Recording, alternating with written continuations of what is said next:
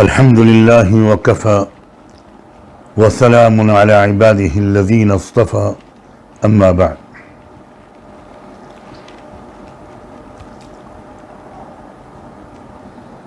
काबिल एहतराम भाइयों और बहनों,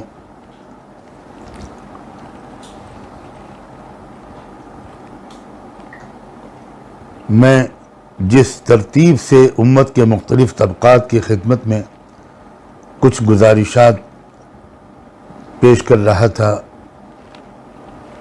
आज उस सिलसिले को थोड़ा सा रोक कर मैं इस वक्त तमाम सुनने वाले भाइयों और बहनों से उस वबाई बीमारी कोविड-19 के बारे में कुछ कहना चाहता हूँ। हालात इस कदर भयानक रूप इख्तियार कर चुके हैं कि क़यामत का मंजर कायम है इस वक्त हमारे मुल्क के मुख्तलिफ शहरों में, इलाक़ों में। वाकई क़यामत का मंजर कायम है।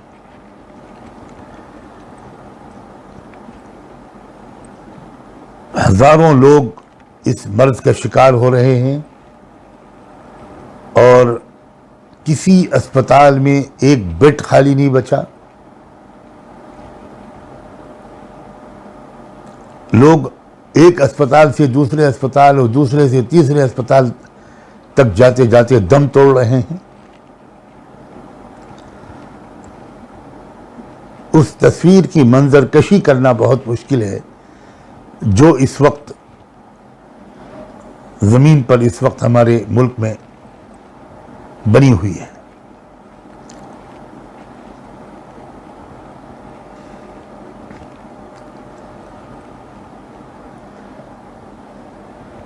एक बहुत बड़ा मसला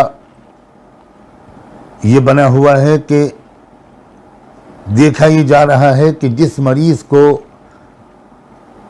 सही वक्त पर ऑक्सीजन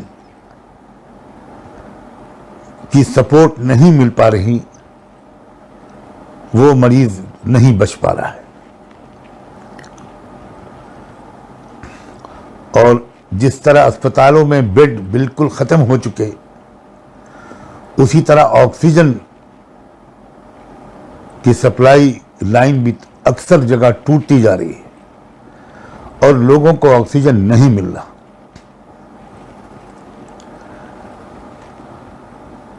इसलिए इस वक्त ये भी अपना एक फरीज़ा है कि अगर इस सिलसिले में भी चंद जुमले अपनी पूरी कौम, पूरी इंसानी बिरादरी, पूरी इस्लामी बिरादरी सबके सामने कोई बात कही जा सके तो ज़रूर कही जाए। मैं आपसे ये भी गुजारिश आज करूँगा कि मेरे इस बयान को, आज की इस मारूज़ात और गुफ्तगू को आप ज़्यादा से ज़्यादा फैलाएं और उसको सिर्फ मुसलमानों तक महदूद न रखें। ज़्यादा से ज़्यादा कुछ इसकी कोशिश करें कि ज़्यादा से ज़्यादा अल्लाह के बंदे और बंदियाँ वो किसी तरह इस बात को सुन लें।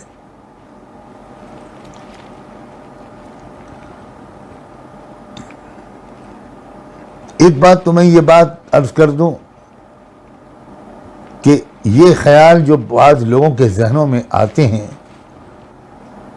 कि भाई कोई वबा नहीं है, कोई बीमारी नहीं है, कोई कोरोना वायरस नहीं है, ये सब झूठ है, अफवाह है, इस पर ध्यान बिल्कुल मत दें, और ये जो एहतियातें बताई जा रही हैं ये सब बिल्कुल बकवास है, इस तरह की किसी एहतियात से कोई फ़ायदा नहीं होगा, किसी तरह की डिस्टेंसिंग की ज़रूरत नहीं है,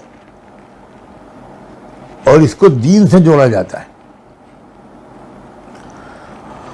और इस किस्म की एहतियातों पर अमल करने को ईमान और तवक्कुल और यकीन और तक़वे से के ख़िलाफ़ समझा जाता है।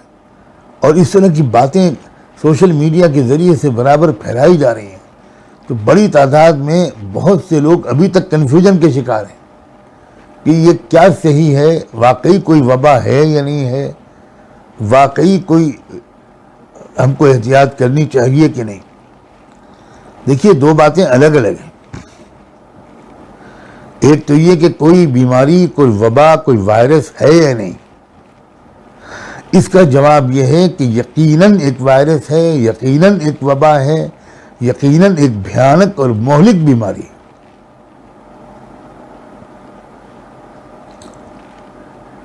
और यहां तक इस सवाल के जवाब का ताल्लुक है कि क्या इस बीमारी के फैलाने में कुछ शैतान नुमा इंसानों की कोशिश का, उनकी इंजीनियरिंग का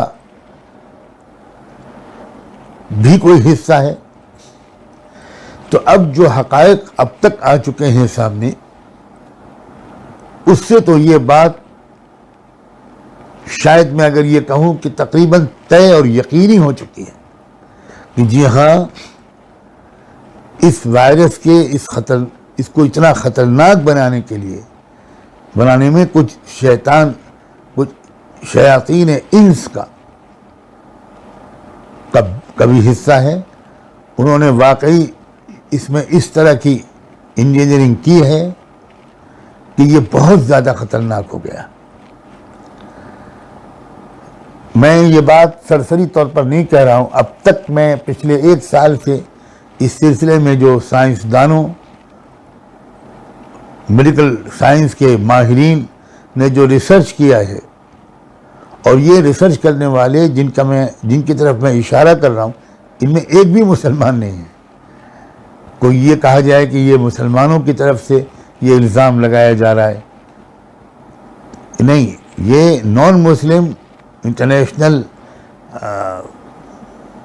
हैसियत के साइंसदानों की तरफ मैं इशारा कर रहा हूँ, जिनमें से अक्सरियत यूरोप बेस्ड है। कई से डॉक्टरों ने जर्मनी में और इसी तरह यूरोपियन कुछ और मुल्कों में अपनी ऑर्गेनाइजेशंस बना रखी हैं जो ये अपने रिसर्च के नताइज को मंजर आम पर ला रहे हैं लोग। तो खैर, अब वो इंजीनियर है ये तो तय है तकरीबन, वाकई इसमें इंसानी हाथ है। लेकिन इंसानी हाथ है ये अलग बात है, और ये कि ये वाकई बीमारी है, फैलाई जा रही है, फैल रही है, और उससे बचने के असबाब भी हमको इख्तियार करने चाहिए, दुआओं के पूरे एहतिमाम के साथ।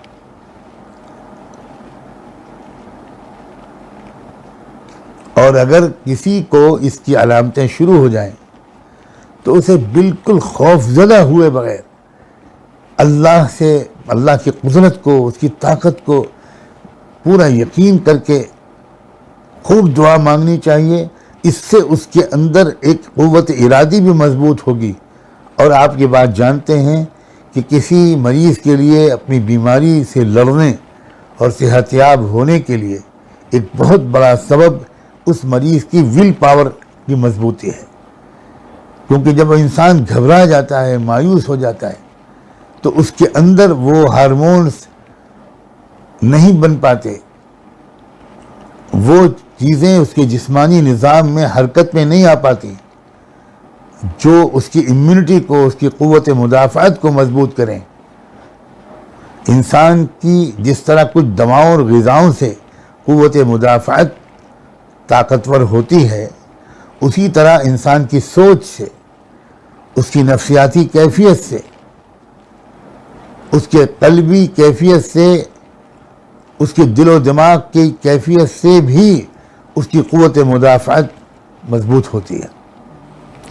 अब तो मेडिकल रिसर्च करने वालों ने यहाँ तक साबित किया है कि अगर कोई इंसान माफ़ करता है दूसरे को और माफ़ी मांगता है तो उसके अंदर की क़ुव्वत मुदाफ़अत बढ़ती है, इसलिए कि एक ज़हनी सुकून उसको हासिल होता है।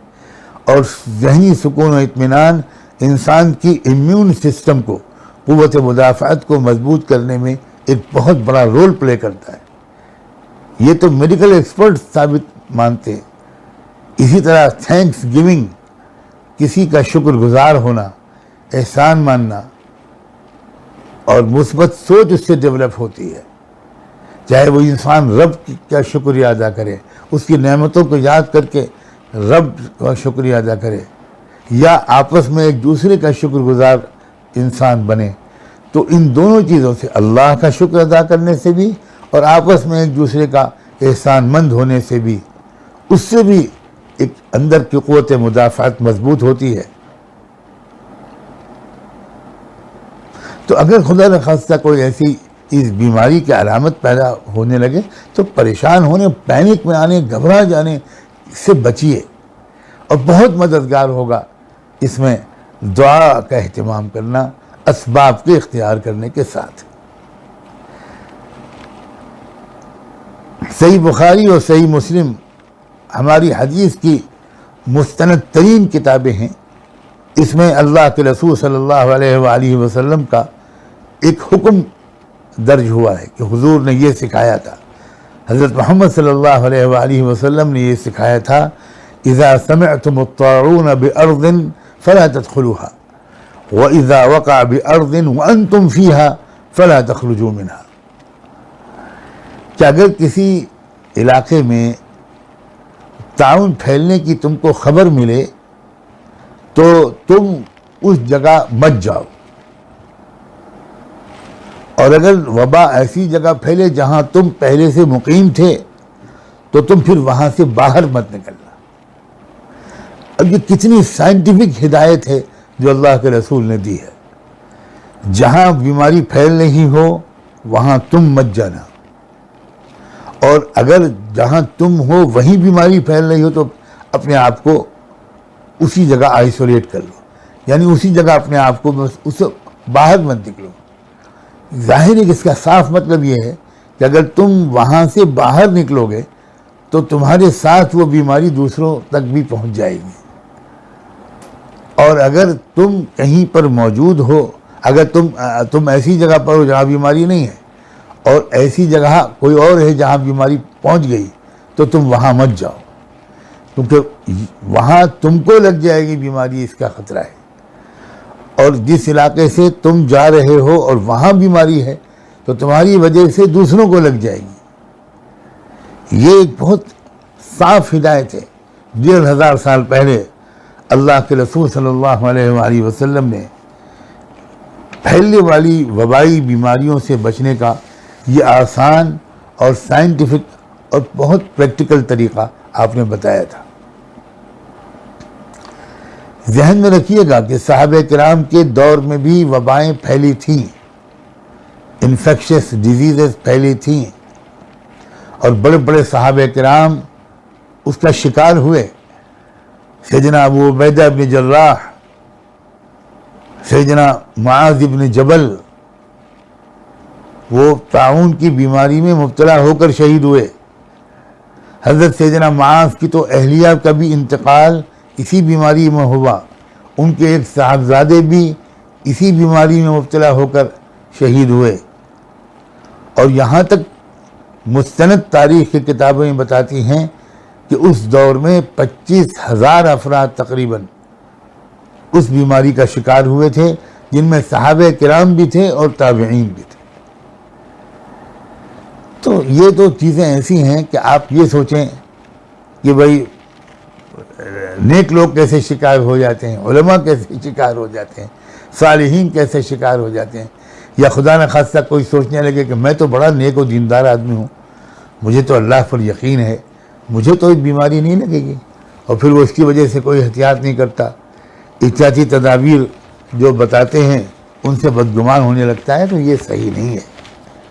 ये अल्लाह ताला ने इस दुनिया को बड़े अजीब व गरीब एक साइंटिफिक उसूलों के तहत अल्लाह ताला ने पैदा किया है। कुदरत यकीनन अल्लाह ताला को इसमें है, यकीनन कुदरत है कि किसी को भी मुस्तस्ना कर दे, उसको असबाब का असर उसके ऊपर न हो, लेकिन ये कुदरत है। ऐसा अल्लाह ताला आम तौर पर करते नहीं है। जो अल्लाह ताला की सुन्नत जारिया है वो तो यही है कि तुम अगर आग में उंगली डालोगे तो आग जलाएगी, जलोगे तुम, जहर खाओगे तो उसका असर होगा, कोई किसी पर गोली चलाएगा तो उसका असर होगा।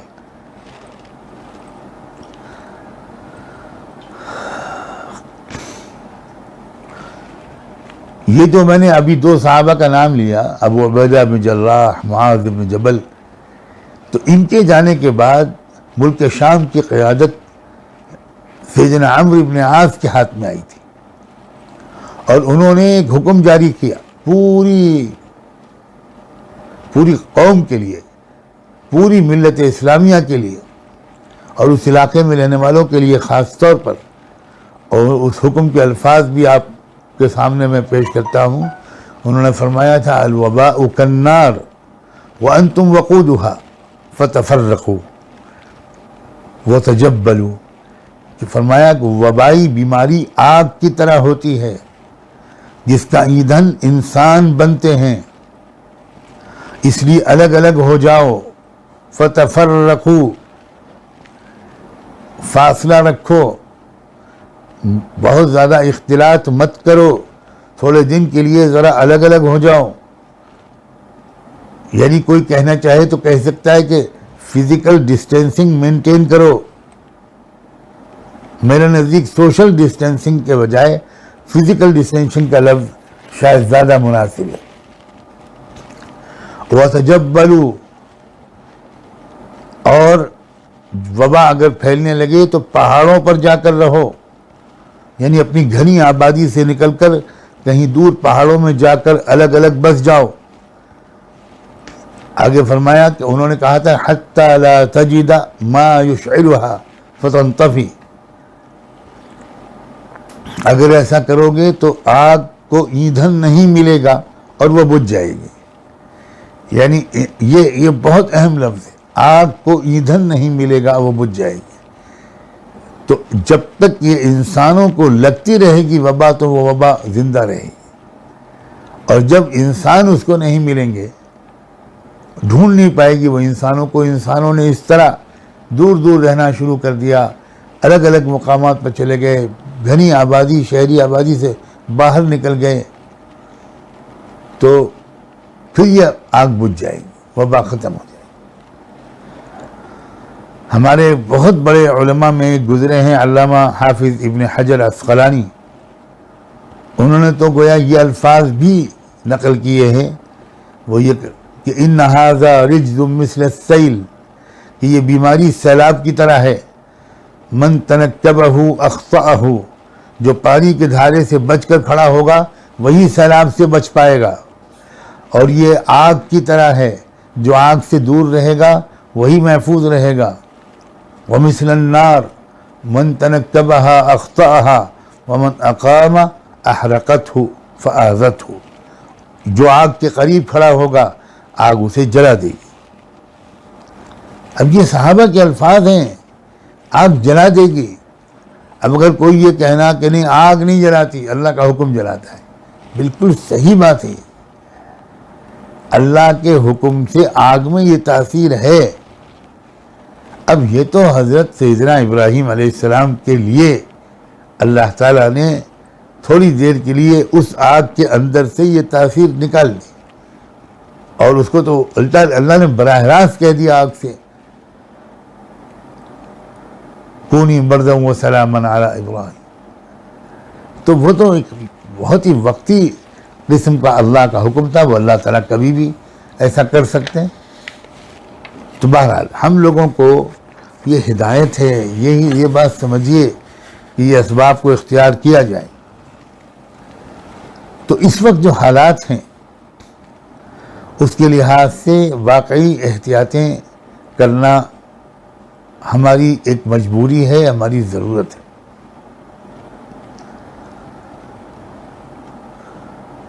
इन एहतियातों के साथ साथ जो भी असबाब बताए जा रहे हैं उनको इख्तियार करने के साथ, जैसे कि मैंने अभी दरमियान में कहा था, शुरू में कहा था कि ऑक्सीजन का मसला बहुत ज़्यादा बहुत बुनियादी अहमियत इख्तियार कर गया है। उस बारे में मैं एक ख़ास बात और भी कहना चाहता हूँ। देखिए, ऑक्सीजन की इतनी सप्लाई नहीं हो पा रही है जितनी डिमांड है। ये बहुत बड़ी कमी है यकीनन। इसमें हमारी हुकूमत का, सरकार का टोटल फेल्योर है। और ये एक बहुत बड़ा मसला ये भी बना हुआ है कि हमारी कौम जो है उसका जहन अगर मजहबी होता है तो साइंटिफिक नहीं रहता, और साइंटिफिक बनता है तो मजहबी नहीं रहता। ये जो मौजज़ा है मोहम्मद रसूलुल्लाह का, और ये इस्लाम की खुसूसियत है कि इस्लाम ने आला दर्जे का मजहबी और स्पिरिचुअल और रूहानी जहन भी बनाया, और बैक वक्त उसी वक्त एट द सेम टाइम बेहतरीन किस्म का साइंटिफिक अप्रोच भी सिखाई। ये इस्लाम की बड़ी ज़बरदस्त खुसूसियत है। मुसलमानों में भी अब यही तकसीम हो गई। वो लोग जो साइंटिफिक एक विजन या अप्रोच रखते हैं वो ज़्यादा मुतवज्जे नहीं होते मजहबियात की तरफ, रूहानियात की तरफ।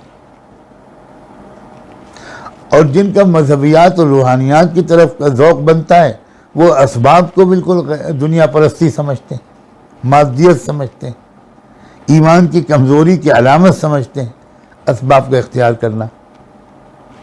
और इसी दोनों एक्सट्रीम में गोया लोग फंसे हुए हैं। यही हाल दूसरी कौमों का है हमारे मुल्क में बसने वाली। अब आप इसका अंदाज़ा कीजिए कि हमारी हुकूमत ये कहती है कि थाली बजाओ, ताली बजाओ, मोमबत्ती जलाओ, लाइट बुझा दो। कितने अफसोस और शर्म की बात है।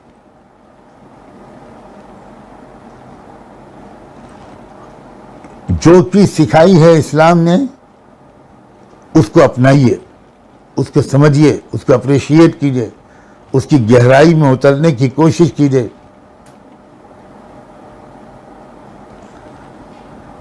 इस्लाम ने ये सिखाया है कि असबाब भी इख्तियार करो और अल्लाह से पनाह, मदद, हिफाजत भी मांगो।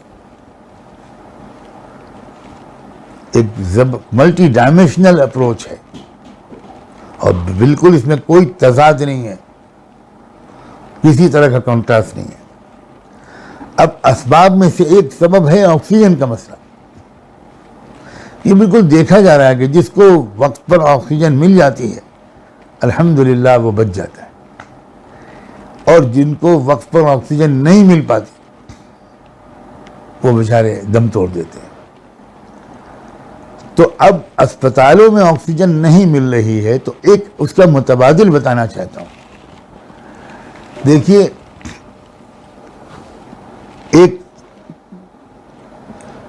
एक चीज होती है ऑक्सीजन कॉन्सेंट्रेटर, एक है ऑक्सीजन सिलेंडर, ये नहीं मिल पा रहा है।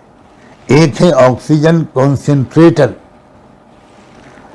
एक मशीन होती है जिसको अगर आप अपनी प्लग लगा दें और इलेक्ट्रिक से उसको जोड़ दें तो वो ऑक्सीजन बनाती है, और वो मरीज की नाक में उसकी पाइप डाल दिया जाए हल्का सा, बिल्कुल बारीक सा, तो आराम से ऑक्सीजन मिलती रहती है।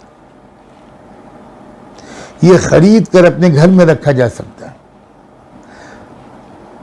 मैं कोशिश करता हूं इंशाअल्लाह कि आज ही इसी बयान के बाद फौरन एक वीडियो के ज़रिए इसकी कुछ तफसीलात भी आपकी खिदमत में भिजवा दूँ। वो ऑनलाइन अवेलेबल है इस वक्त, और हो सकता है बहुत से शहरों में डीलर्स में के यहाँ भी, उनकी शॉप्स में भी, उनके शोरूम में भी मिल जाए। एक बार ये ख़रीद लीजिए, फिर इसकी रिफिलिंग वगैरह नहीं करानी पड़ती, इसका कोई दोबारा भरवाओ इसकी कोई ज़रूरत नहीं पड़ती।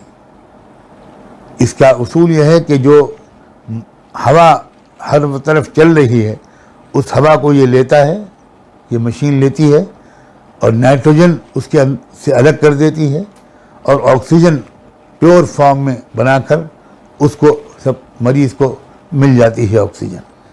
मैं खुद जब इस कोविड-19 में मुब्तला हुआ था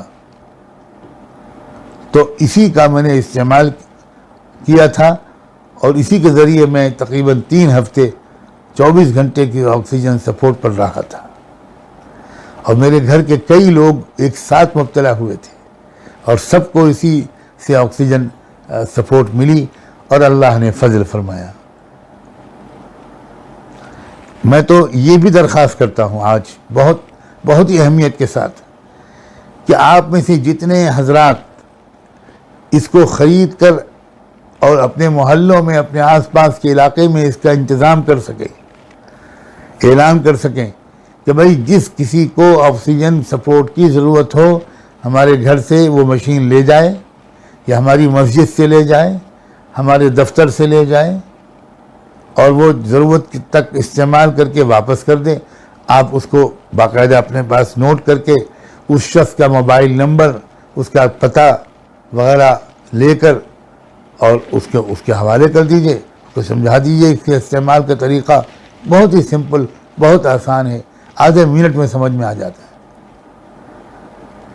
और कितने अच्छा हो कि हमारे अहले खैर हजरात या कई हजरात मिलकर ये एक मशीन ख़रीद लें, किसी मस्जिद में रख दें और वहाँ इस बात का ऐलान हो जाए कि भाई जिसको ज़रूरत है यहाँ से आकर ले जाए। एक मशीन ख़रीद लें, 2 ख़रीद लें, 3 ख़रीद लें, ताकि दूर दूर तक ये आप दे सकें। इंशाअल्लाह न जाने कितनी हज़ार या कितनी 100 जानें बच जाएंगी। और फिर याद रखिए कि एक इंसान की ज़िंदगी को बचा लेना, कुरान ने ये कहा है कि पूरी इंसानियत की ज़िंदगी को बचा लेने के बराबर नेक काम है। अल्लाह अकबर। सोचिए ज़रा, इस मुबारक महीने में अगर किसी की कोशिश के ज़रिए किसी को दिए हुए अल्लाह के माल का कुछ हिस्सा अगर ख़र्च हो गया और उसके ज़रिए से एक ज़िंदगी भी बच गई तो गोया पूरी इंसानियत की ज़िंदगी बचाने का सवाब मिलेगा, और वो भी इस मुबारक महीने में। इंशाअल्लाह मग़फ़िरत होगी, अल्लाह हमारे गुनाहों को माफ़ करेंगे, अल्लाह ताला हमको अपने अज़ाब के करीब नहीं जाने देंगे। अल्लाह ताला को अपने तमाम बंदों और बंदियों से इतना प्यार है। आज ही मैं इंशाअल्लाह इसका तरतीब भी गोया बना रहा हूँ, बल्कि बना दी है मैंने कि खानकाह में यहाँ अल्लाह करे कि 1-2 मशीनें आ जाएं जहाँ मैं इस वक्त हूँ, और इस गिरदोपेश की आबादी में जिसको भी ज़रूरत हो यहाँ से ले जाए। यही मैं पूरे मुल्क में चाहता हूँ, जहाँ जहाँ ये आवाज़ पहुँच रही है वहाँ इस मशीन को लोग इख्तियार का हासिल करें, अपने घर के लिए भी आप इसको इस्तेमाल करें। और अगर 1-2 मशीनें या 2-4 मशीनें ले ली जाएं तो इंशाअल्लाह वो अपने पूरे इलाके और मोहल्ले के लिए काफ़ी हो जाएंगी। फिर उसके बाद जब आप लेंगे तो और लोग भी उसको लेंगे। तो इस मशीन का इस्तेमाल किया जाए। ऑक्सीजन सिलेंडर्स अब नहीं मिल पा रहे हैं, अस्पतालों में ऑक्सीजन की सप्लाई कम हो गई है, सप्लाई चेन टूटती चली जा रही है, उस मकदार में ऑक्सीजन सिलेंडर्स नहीं पहुंच पा रहे, उनकी रिफिलिंग नहीं हो पा रही, और इसमें बड़ी लापरवाही को भी दखल है, मिसमैनेजमेंट को भी दखल है। अब ये ज़ाहिर है कि ये अलग मौजू है, सिर्फ हुकूमत पर हम तबसरा कर दें, अपने सोशल मीडिया पर भड़ास निकाल लें, इससे तो जानें नहीं बच पाएंगी। तो हमें इस वक्त जान बचाने की, लोगों की जान बचाने की बहुत ज़्यादा फ़िक्र करने की ज़रूरत है। मैंने मुनासिब समझा कि इन्हीं बयानों का एक हिस्सा इसको बना दिया जाए और इसको और ज़्यादा से ज़्यादा इसको वायरल करने की मैं गुजारिश आपसे करता हूँ कि हम खौफ और डर की नफ्सियात से निकलें। और सच्ची बात तो ये भी है कि भाई मौत एक हकीकत है, और आज नहीं तो कल उससे साफ़ा पड़ने ही वाला है। और ये तो ऐसा वक्त है कि बिल्कुल हर वक्त हर शख्स के सामने इस वक्त मौत खड़ी हुई है सामने उसके। मौत हमसे बहुत करीब आ चुकी है, पता नहीं किस वक्त किसकी बारी आ जाए। तो एक गुजारिश ये भी है कि भाई ज़रा अपने मामलात को साफ़ कर लें जल्द अज जल्द। आपस में अगर कुछ हुकूक हैं एक दूसरे पर तो हक़ अदा कर दें, गलतियों की माफ़ी मांग लें। हर शख्स एक दूसरे कि हुकूक से बिल्कुल बरी ज़िम्मा हो जाए। पता नहीं किस वक्त किसका वक्त आ जाए। ऐसे ही मौतें हो रही हैं, इसी तरह चलते फिरते लोग जा रहे हैं। आदमी जाता है अस्पताल और ये सोच कर जाता है कि बस अभी तो चंद दिन में आ जाऊंगा, और ख़बर आती है कि इंतकाल हो गया। तो इस वक्त इस बग़ैर किसी खौफ के मैं तो अपने घरों में इस बात का बार बार तज़किरा करता हूँ। अपनी अहलिया से कहता हूँ कि नहीं मालूम कि आप पहले जाओगी कि मैं पहले जाऊँगा, तो भाई एक दूसरे को माफ़ कर दो। और अगर कुछ माली हुकूक हैं, कुछ उधार लिया है, किसी की अमानत हमारे पास रखी है, किसी के साथ कारोबार में कुछ शिरकत है, जो भी है कुछ मामला इस तरह का, उसे प्लीज़ अर्जेंटली और इमीडिएटली उसकी तरफ तवज्जो करके उसको साफ़ करें। डरे मत कि ये मैं करूँगा तो इसका मतलब ये है कि बस अब मौत करीब है। भाई मौत तो आनी ही आनी है। तो अगर अचानक आ गई और हम ये सब करके न गए और हुकूक अल्लाह के बंदों बंदियों के हुकूक हमारे ऊपर वाजिबुल अदा रह गए तो बहुत बुरे फंसेंगे हम। क्योंकि ये बात आप जानते हैं कि अल्लाह अपने हक़ को तो माफ़ कर देंगे, लेकिन जब हमारे आपस के हुकूक का मामला आएगा तो अल्लाह कहेंगे मैं इसमें कोई दखल नहीं दूंगा। यहाँ आकर अच्छे अच्छे नेक लोग फंस सकते। तो ये चीज़ जो है, बस वो जितना जो साफ कर ले, और भाई कुछ तसव्वुर कुछ सोच समझ लीजिए, जहन पर ज़ोर डालिए। अगर आपको याद लगाए कि भाई मैंने फ़लाँ साल की ज़कात पूरी शायद अदा न की हो, या और कुछ इस तरह की चीज़ याद आए, तो आप लाज़मी तौर पर उन चीज़ों को आप अदा कर दें। सोच कर अंदाज़ा लगा कर कि भाई इतने पैसे में सदका कर दूँ। अगर नहीं मिलता वो शख्स जिसका हक़ आपके ऊपर बाकी है, कोशिश तो करें उसको तलाश करने की। न मिले तो सदका कर दें, इस नीयत से कि अल्लाह ताला मेरे उस हक़ की अदायगी के बदल के तौर पर इस सदक़े को कबूल करके मेरे कंधों को हल्का कर दे, मुझे सबकदोश कर दे। और इस मौके पर मैं याद दिलाना चाहता हूँ कि हमारे मुल्क के जो शायद इस वक्त बहुत बड़े बुज़ुर्ग हैं या सबसे बड़े हैं, इल्म के एतबार से भी और ताल्लुक़ में अल्लाह के एतबार से भी, और जो एक मोमिन के औसाफ होते हैं उनके एतबार से, हज़रत मौलाना मुफ्ती अहमद खानपुरी साहब दामत बरकातुहू, उन्होंने तो एक ऑडियो बयान अभी हाल में जारी किया है, जिसमें उन्होंने हम सबको कहा है, तमाम अहले ईमान को खिताब करके कहा है कि भाई कसरत से इस वक्त दुरूद शरीफ और इस्तिग़फ़ार की बहुत कसरत करें। चलते फिरते उठते बैठते इस्तिग़फ़ार, अपने गुनाहों की माफ़ी मांगते रहें अल्लाह से। अल्लाह के रसूल की खिदमत अक़दस में दुरूद व सलाम का नजराना पेश करते रहें। और साथ साथ उन्होंने ये भी फरमाया है कि रोज़ाना अपने घर के तमाम अफराद की तरफ से सदका निकालें। फरमाया, ये भी फरमा दिया कि ज़रूरी नहीं कि लंबी रकम हो, लेकिन थोड़ा थोड़ा सदका सबकी तरफ से नियत करके रोज़ाना निकाला जाए। और ये सदका जो है ये वबाओं और बलाओं को टालता है। अगर हम रोज़ाना अपने घर के तमाम अफराद की तरफ से सदका निकालेंगे तो इसका मतलब ये बला टल जाएगी, हम उसकी जद नहीं आएंगे इंशाअल्लाह। तो आमाल के ज़रिए भी और असबाब के ज़रिए भी इस वबा से, इस बीमारी से, इस कोविड-19 से बचने की और बचाने की जो कोशिश हम और आप कर सकते हैं ज़रूर करें। यह है मेरी आज की गुज़ारिशात का खुलासा। अल्लाह ताला अमल करने की हम सब को तौफ़ीक़ दे। हम अपने साथ भी एहसान करें और दूसरों की भी खिदमत करें। ज़्यादा से ज़्यादा खिदमत का हम अपने अंदर जज्बा पैदा करें।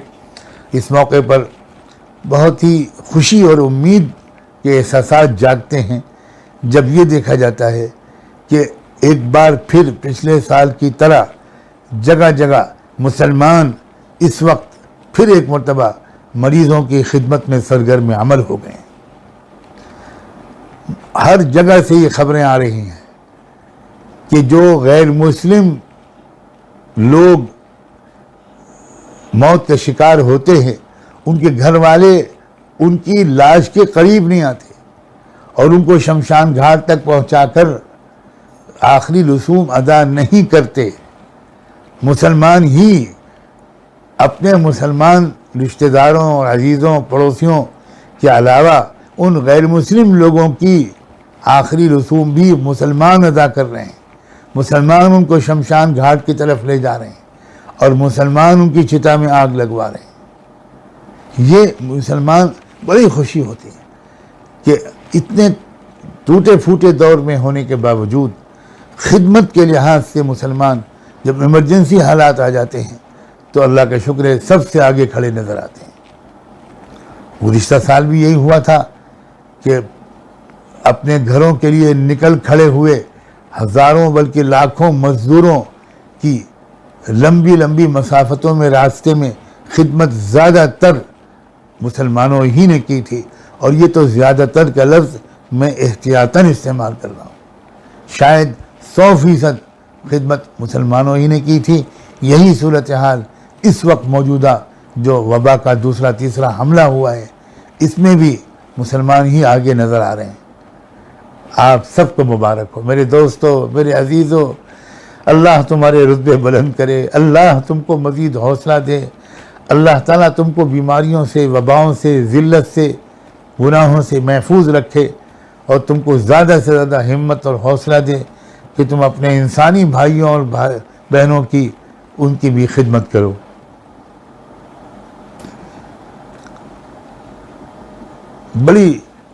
बड़ी मायूसी ख़त्म होती है, नाउमीदी ख़त्म होती है और उम्मीद कायम होती है कि अगर महबूब खुदा रहमत दो आलम सल्लल्लाहु अलैहि वसल्लम इतनी परेशानियों में घिरे होने के बावजूद, इतनी साजिशों का शिकार होने के बावजूद ऐसा हौसला रखती है और ऐसा ज़र्फ़ रखती है, ऐसे अखलाक और ऐसी सोच रखती है कि वो वक्त आने पर भूल जाती है कि ये उसी कौम के अफराद हैं जिनकी हम खिदमत कर रहे हैं, जो कौम हमारी बहू बेटियों की इज़्ज़तें लूटती है, जिस कौम के बहुत से अफराद हमारी जानों के दरपे रहते हैं। और हो सकता है कि जिनकी हम खिदमत कर रहे हों यही ख़ुद शरीक रहे हों माजी में कभी हमें अजियत पहुँचाने की कोशिशों में। ये सब भूल जाता है मुसलमान और वो खिदमत में लग जाता है। शाबाश मुसलमानों, शाबाश, बहुत मुबारकबाद के लायक हो। एक बार फिर कमर कसो, एक बार फिर खिदमत के मैदान में उतरो। और इस वक्त जो खिदमत का बहुत बड़ा मैदान है वो ऑक्सीजन का इंतज़ाम करना है। और अगर ऑक्सीजन सिलेंडर वगैरह न मिल सके तो वो चीज़ जिसको मैंने कहा ऑक्सीजन कॉन्सेंट्रेटर, उसको तलाश करो। अगर शहर में किसी शोरूम से मिल जाए तो, और वो ऑनलाइन मंगवानी पड़े तब वो आप मंगवाओ और इसके ज़रिए ज़्यादा से ज़्यादा इंसानी ज़िंदगियों को बचाने की खिदमत अंजाम देने की भरपूर कोशिश करो।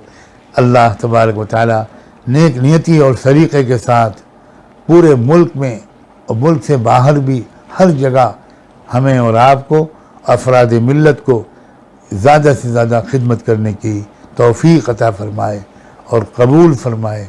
व आखिरु दावाना अनिल हम्दु लिल्लाहि रब्बिल आलमीन व सल्लल्लाहु तआला अला खैरि खल्क़िही सय्यिदना व मौलाना मुहम्मद व अला आलिहि व सहबिही अजमाइन बिरहमतिका या अरहमर राहिमीन।